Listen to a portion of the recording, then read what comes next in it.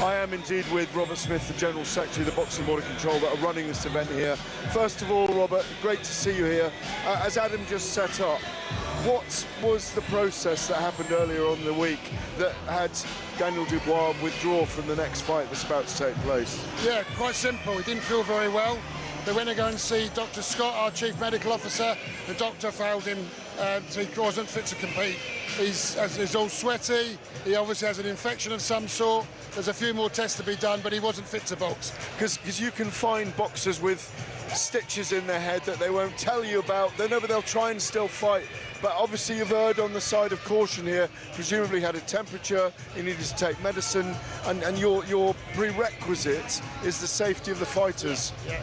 He wasn't fit. I mean, it's as simple as that. You can go into it as much as you want to. The boy wasn't very well, and it was the right thing to do to pull him out. So conspiracy theories are ridiculous about this, yeah? There should be no conspiracy theories. Daniel was ill. You know, he had all the symptoms of being ill, but a qualified doctor said he's not fit to box. He's not fit to box. Now, you've been around a long time like me, and you've been in the sport a long time. Your father was an agent and a manager for boxers, very well known. You boxed Lloyd Hunnigan yourself. Do you remember cards better than this in your lifetime? Oh, if you go back to... No, not really, nothing I've been involved in, but Don King used to put on a lot of good shows in America, etc., where, had Felix Trinidad and all that on the bills. So, yes, this is a good one. And in fact, possibly, the one thing I've just watched Josh Bradley put everything into a life-changing opportunity, and I'm really pleased we gave him the opportunity to do that. And a final, very short answer. Saudi Arabia's now 17 months into the game. You obviously work very closely with him because the Boxing Board of Control is the main commission out here for the big events. We are seeing progress, aren't we? Yeah, I believe we are. The atmosphere's better. It's a nice little small venue, actually smaller venue here. Get more people in it. Atmosphere building up. More people are travelling because it's a good show. So yes, it's getting better. Go and sit next to Roberto Duran, because you know I always call you the young Roberto Duran. I could fight half as good as Roberto Duran. Thanks, Robert. God bless you. Take care. I am with the main man, who's in the main seats with Turki Al-Sheikh. What a night so far, Frank, anyway. It's been brilliant. I mean, all the fights have been really extremely well matched. Really good quality fights. I want to just say first mention to Padley. Wow, yes. I mean, what a game fella, take that fight a couple of days' notice. I mean, I really do take my hat off to him and give a really good account of himself. He really did. He won the crowd, didn't he? He did. Might not have won the fight, but he won the crowd. Brave, true British grit. It was lovely. I've got to ask you about Hamzah, who we all love, but he looked to me in a very difficult fight tonight. He broke his hand. I mean, do you know what round he broke his hand in? Very early in the fight. I don't know if they told me it's 3 or 4, but he busted. I mean, you can see it. He took his glove off. He's busted his hand, and I could see during the fight. Normally, he's very sharp with his right hand, as he lets it go, and he just weren't. He was sort of putting it there rather than turning his shoulder, and obviously he couldn't do that with his hand. But then he tried that. You could see in the 11th round, the 12th round, And he was definitely more subdued than he normally is. And I went round to the corner. I said, "You've got to win these last couple of rounds." One of the judges scoring, it's like a broken record now these days. What was he give it? 8 at 118, 110 to Adames. We had it for Adames over on our side of the ring. How many? By about 6. But listen, he's your guy. You're always going to support him. Yeah, it was what you liked in the fight as well. But Hamzah, like you say, came through another battle, another travail with the broken hand, like you say, from early in the fight. So fought 8 rounds with a broken hand. And the thing about him as well is that from a weight perspective, he looked really drawn. I think he's really, you've got to look at the size of him, the height of him. I don't know how he makes the weight, and I think we may have to think about that as well. Did you step across and sign Ajit Kabayel as well tonight after he beat Gilles Jean? It was before the fight. Oh, he signed, did he really? It's been on our books for a little while. Oh, there we go. So you can't lose, can you? Joseph Parker tonight. A little word about him. I know, but he took a great gamble tonight, even though Martin Bacoli was 310 pounds and overweight, late notice. He's always overweight. Come on. He's not like a cut out of marble, is he? He never has been. Do us a favour. But Joseph took massive risks. Of course he did.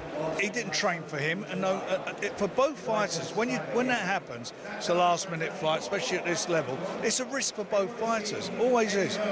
And sometimes it happens. Sometimes they come through. And you look at it, and like Steve Robinson did it. You know, there's many fighters over the years. What does Joe do now? Does he get a rematch, or does he get a fight with Daniel Dubois? What happens with Daniel Dubois? Have you thought it out? Obviously, it's the rumour mill saying that Daniel Dubois will now fight Alexander Usyk for the undisputed. What do you think will happen at this juncture? I think we'll sit down and look at our options and make a decision. But Joe deserves a world title shot next. He does. He's in a position for it. He's an interim champion. Have you done the 5v5 yet? We've more or less done it, and we're hopefully going to announce it very soon. Will you tell us a couple of the fights? Tell you a couple of fights? Yeah, there's one in quite a big division, and there's one in a lighter division. Okay, so Nick Ball and Noya Nui. It says Eddie signed Noya Nui. No, that's not a 5v5 fight. If Nick does the business in Liverpool, in his next fight, if he comes through that and wins, him and Nui, definitely it's a fight to be made. You've blown us away with loads of cards upcoming, both on DAZN and over here, and what's happening in Las Vegas with Terence Crawford and Canelo, Saul Canelo Alvarez. Is that 5v5 going to blow us away when it's announced? Yeah. Well, it'll blow everyone away because of the competition. We want to win it, and Matchroom want to win it. It's a fabulous concept, especially when you're winning 10-0. It's a brilliant concept. You're a neutral for the next fight, I believe. I don't think you've got any portion of these two fighters, Beterbiev and Bivol. How do you see this the second time around, the last crescendo finally? They're two extremely good quality boxers. The best, both of them, best of their generation. The fight was quite interesting last time. I fancied Beterbiev, but I thought Bivol nicked it. I thought actually he won more than when I watched it back on TV. But I think this fight will be, for me, I believe it'll be the 13th round.